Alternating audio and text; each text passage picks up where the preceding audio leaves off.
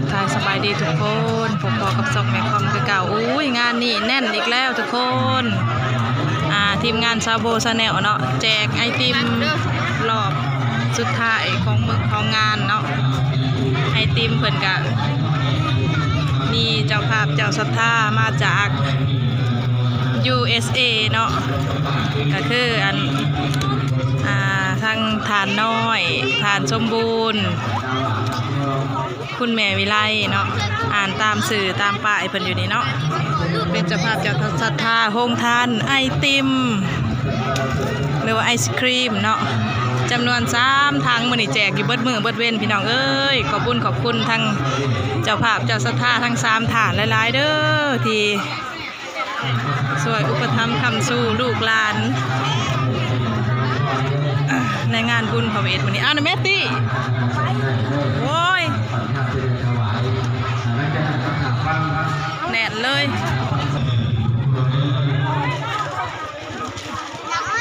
แน่นขนาดเลยรอบนี่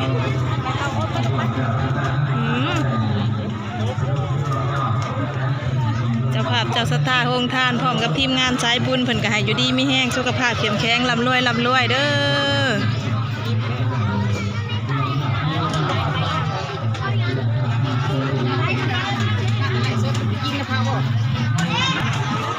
เพิ่นแจกหอบแรกเนาะเมื่อเช้านี่คนบ่หลายปานใด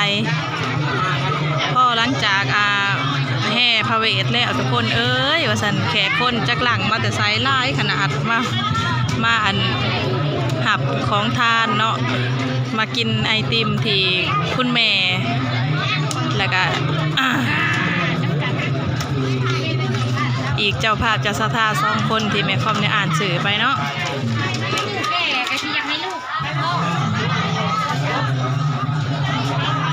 แดดเปียกเลยเล็กน้อยกันแย่กันเขา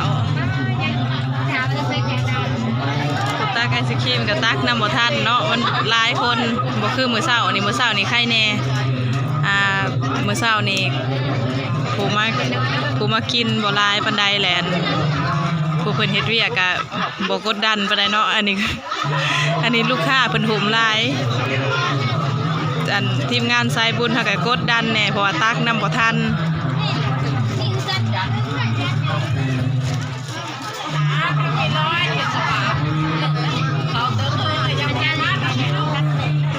น้องวิเอามาอีกน้องวิ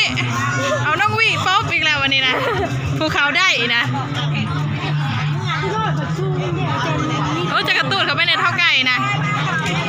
เอามาเพื่อจะไก่จอกหนึ่งเขาบ่ได้นี่เพื่อเด้อจอกหนึ่งเด้อใส่เท่าไก่เด้แล้วหน่อย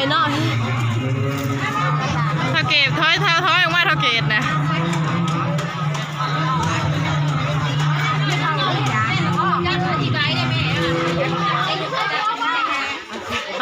ตัว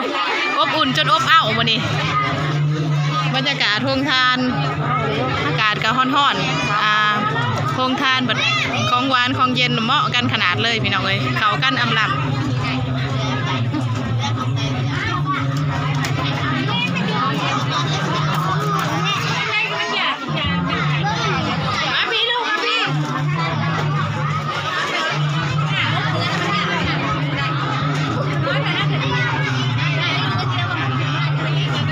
เป็นได้ไก่ส่งสิได้กินอยู่บ่เฮา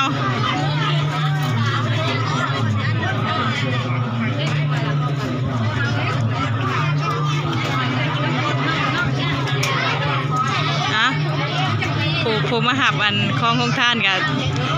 แล้วแต่บุญแล้วแต่วาสนาเด้อบัดนี้คันบุญมีก็สิได้กินคันบุญบ่มีก็คือสิบ่ได้กินว่าซั่นเพราะว่าคนลุ่มหลายคนแน่นแห้งแน่นคัก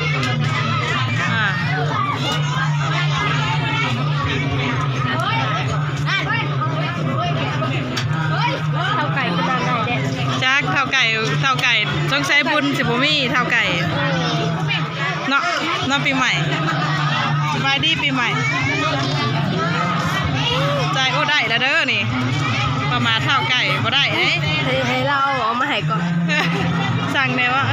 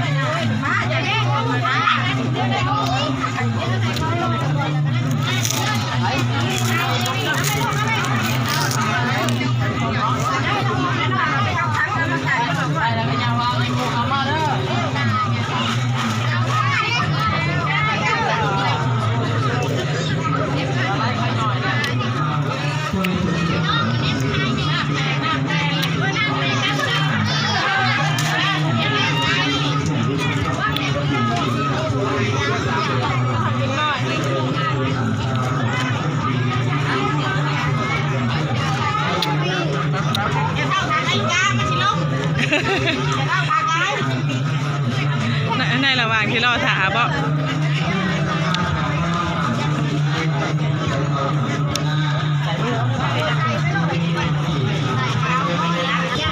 คิดเบิ่งว่าสิบ่มีคนหลายเนาะมื้อเช้านี้สุดท้ายก็โอ้ยอบอุ่นดีเจ้าภาพเจ้าศรัทธาโฮมทานเพิ่นเห็นก็คือสิอิ่มอกอิ่มใจเนาะได้บุญหลายมื้อนี้เพราะว่าโฮมทานของเพิ่นนี่กุ้มแขกกุ้มคนกุ้มลูกกุ้มหลานเบิดงานเลยเนาะทุกคนทุกคนบ่มีไผว่าสิบ่ได้กินเนาะที่ในมาในงานนี้ได้กินเบิดทุกคนทุกทั่วหน้าอลีอิ่มบุญอิ่มมกอิ่มใจนำเจ้าภาพเจ้าศรัทธาเพิ่นเนาะ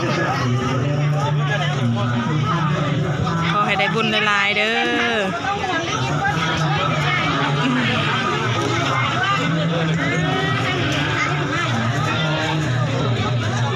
เอาคนตักสู้ๆเอาห่อนแล้วมันกดตัวคนตักสู้ๆคนตักสู้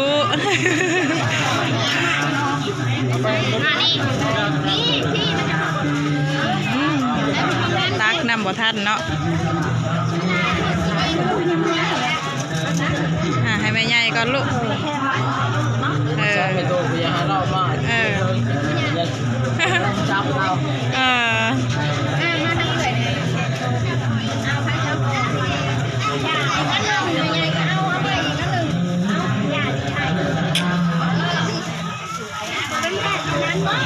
เดมือออกไปได้ทกขึ้นว่าเดมือออกไปได้ทกขึ้นว่าไม่ต้องเดอ้าวให้โอกาสซะโดย